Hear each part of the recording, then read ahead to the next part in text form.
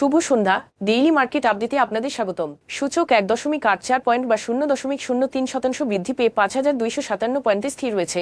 বাজারে লেনদেন হয়েছে 806 কোটি টাকা, যা আগের দিনের তুলনায় 3.63% কম। ব্যাংকিং খাতে প্রাইম ব্যাংক, সিটি ব্যাংক ও ব্র্যাক ব্যাংক এবং শিল্প খাতে ড্যাফোডিল কম্পিউটার্স ও ওয়ালটন হাইটেক আজ বাজারকে ঊর্ধ্বমুখী করতে সহায়তা করেছে। অন্যদিকে ফার্মাসিউটিক্যালস খাতে স্কয়ার ফার্মা ও এসিআই, সিমেন্ট খাতে হাইডেলবার্গ সিমেন্ট এবং টেলিকম খাতে বাংলাদেশ সাবমেরিন কেবলস বাজারে পতন ঘটায়, ফলে সূচক প্রায় স্থিতিশীল থাকে।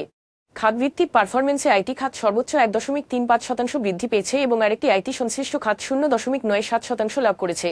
অন্যদিকে মিউচুয়াল ফান্ড খাত সর্বোচ্চ 0.42% ক্ষতির সম্মুখীন রয়েছে। আজকের শীর্ষ 20টি দর বৃদ্ধি পাওয়া প্রতিষ্ঠানের মধ্যে 9টি ছিল টেক্সটাইল কোম্পানি।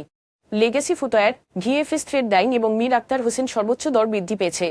অপরদিকে premier leasing and finance, international leasing and financial services এবং জিএসপি ফাইন্যান্স কোম্পানি বাংলাদেশ সর্বোচ্চ দর পতনের তালিকায় ছিল। এসব শেয়ারের ক্ষেত্রে কোনো মূল্য সংবেদনশীল তথ্য প্রকাশিত হয়নি। শীর্ষ দুটি খবর: সরকার 2026-27 অর্থবছরে অর্থনৈতিক প্রবৃদ্ধি 6.2% পর্যন্ত বাড়ানোর লক্ষ্যে একটি 5 বছর মেয়াদী কৌশলগত কাঠামো তৈরি শুরু করেছে, যা 2026 অর্থবছরের সম্ভাব্য 5% প্রবৃদ্ধির তুলনায় বেশি। এর অংশ হিসেবে 180 দিনের একটি কর্মপরিকল্পনা নেওয়া হয়েছে, যেখানে বিনিময় হার স্থিতিশীল করা, জ্বালানি সরবরাহ নিশ্চিত করা এবং ব্যবসায়িক লাইসেন্সিং সংস্কার দ্রুততর করার উদ্যোগ রয়েছে। আন্তর্জাতিক মুদ্রা তহবিল আইএমএফ বাংলাদেশকে আগামী 2026-27 অর্থবছরের বাজেট থেকে আয়কর, ভ্যাট ও শুল্কসহ সব ধরনের কর অব্যাহতি ধাপে ধাপে তুলে নেওয়ার পরামর্শ দিয়েছে, যাতে রাজস্ব সংগ্রহ বাড়ে ও আর্থিক স্বচ্ছতা নিশ্চিত হয়। আজ এ পর্যন্তই, ধন্যবাদ।